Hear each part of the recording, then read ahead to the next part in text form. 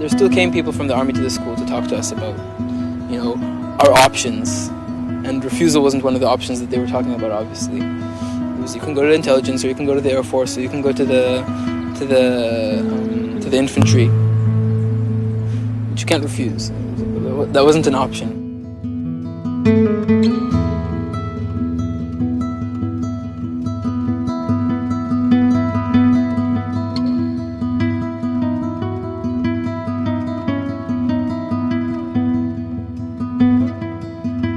You are forced to commit war crimes and to expel and starve and humiliate innocent population.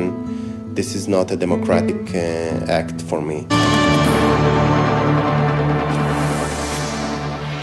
ערב טוב, שלום רב לכם. גינויים מכל הקשת הפוליטית, הצבאית והציבורית על בכתב הסרבני מחדש, הפעם ביחידה המובחרת ביותר של צה"ל, סיירת מטכ"ל. שר הביטחון מכריז שמאבק הטייסים הוא פוליטי. היועץ המשפטי לממשלה אליקים רובינשטיין תוקף היום בחריפות את 27 הטייסים. גם הרמטכ"ל משה יעלון חזר ומתח היום ביקורת על לוחמי הסיירת. בצה"ל בודקים אפשרות להעמידם לדין באשמת המרדה, לא פחות.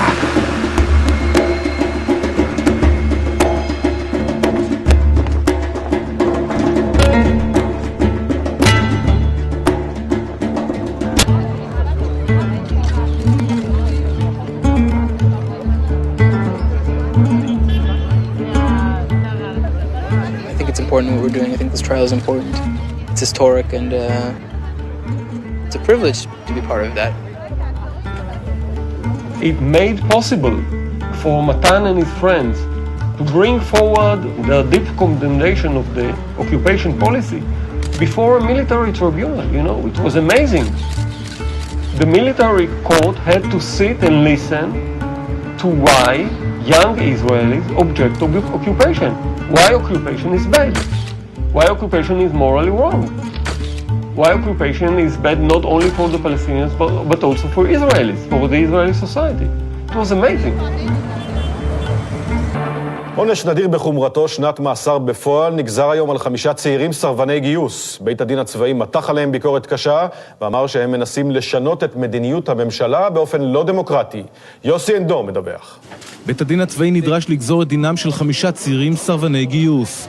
לא מילואימניקים שמסרבים לשרת בשטחים אחרי שכבר שירתו שם, אלא כאלה שלא מוכנים לשרת בצבא מלכתחילה, אותו הם מגדירים צבא כיבוש. הרי בסוף אנחנו נצא משם, בסוף תהיה מדינה פלסטינית, בסוף יהיה שלום, ואנחנו רק מבזבזים חיים של עוד ועוד אנשים משני הצדדים יום-יום. אחת מהסיבות העיקריות שבגלל אנחנו מקבלים את העונש החמור הזה, זה בגלל שאנחנו מערערים על הלגיטימציה של הצבא בחברה הישראלית. וזה נכון, וזה חשוב לערער על הלגיטימציה של הצבא בחברה הישראלית. צבא שמבצע פשעי מלחמה, צבא שבונה את החומה הזאת פורץ חיים של מיליונים, צבא שמתעלל ומדכא במשך עשרות שנים, הוא צבא שצריך לערער על הלגיטימציה שלו, וצריך שמישהו יקום ויגיד משהו אחר.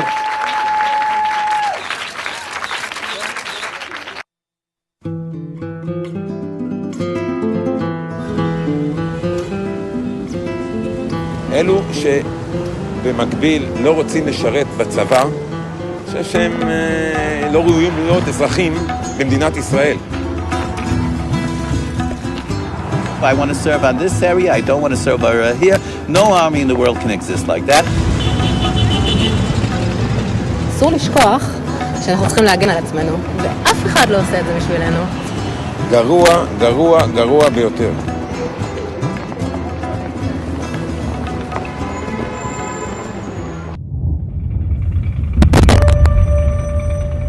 After 2 decades of occupation and little hope of change, the Palestinians started an intifada, or uprising, against Israel.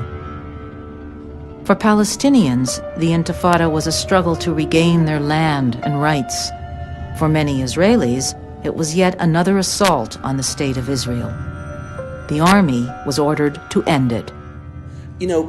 A good guy from Tel Aviv found himself in Gaza.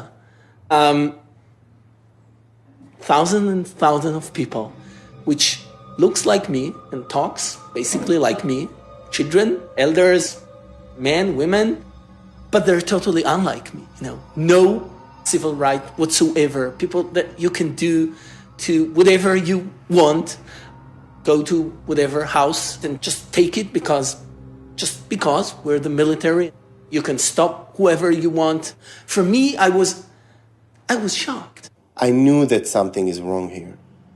You know, everyone knows that something is wrong while walking in refugee camp or forcing a curfew and this collective punishments and the checkpoints, and you feel that something is wrong. למשל, פעולה שבה בתור מפקד מחלקת צעיר, יחד עם חיילים שהיו 5-6 חודשים בצבא, הגענו לבית בתוך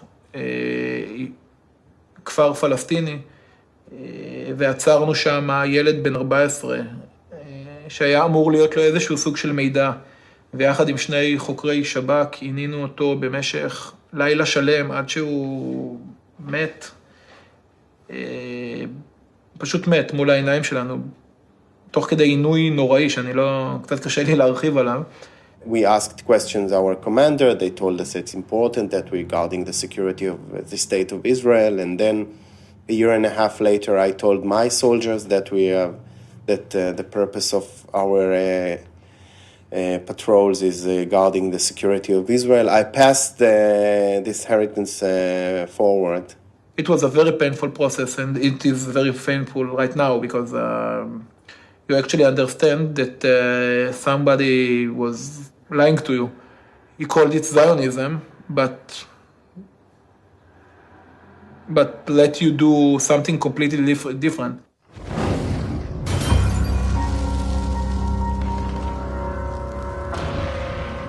A vicious cycle of violence and revenge began, with suicide bombers exploding in the heart of Israeli cities and the Israeli army executing a policy that included arbitrary arrest, home demolition, and targeted assassination. In Poland, there was a city named Warsaw. In Warsaw, the Nazis created a ghetto inside Warsaw, where they put all the Jews inside this ghetto. Which sometimes when I flew, and I'm not flying anymore, but I flew around places in the West Bank, especially in the Gaza Strip, it reminded me the situation of the Jews sometimes some years ago.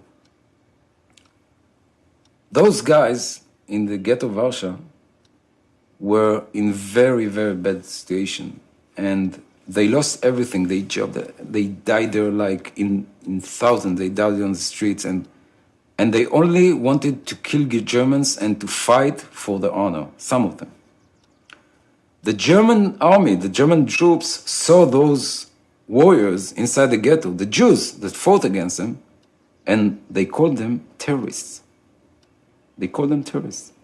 For them, for the Germans, they were not human beings. They were terrorist animals with no heart, with nothing, because they were willing to blow themselves inside German troops. The analogy is really clear here. It become abnormal to think that to demolish a house is something that, activity. You have to, they told us, we'll do it. We'll go tomorrow to pick our children from the kindergarten. We'll take them back home. We'll make them lunch. Like we are getting back to our normal life. While a day before we were demolishing a house of a family of 20 people, that are living in this house for many, many years. And suddenly I understood deeply the idea of what is to demolish a house for a family. And I understood that it's a crazy thing to do.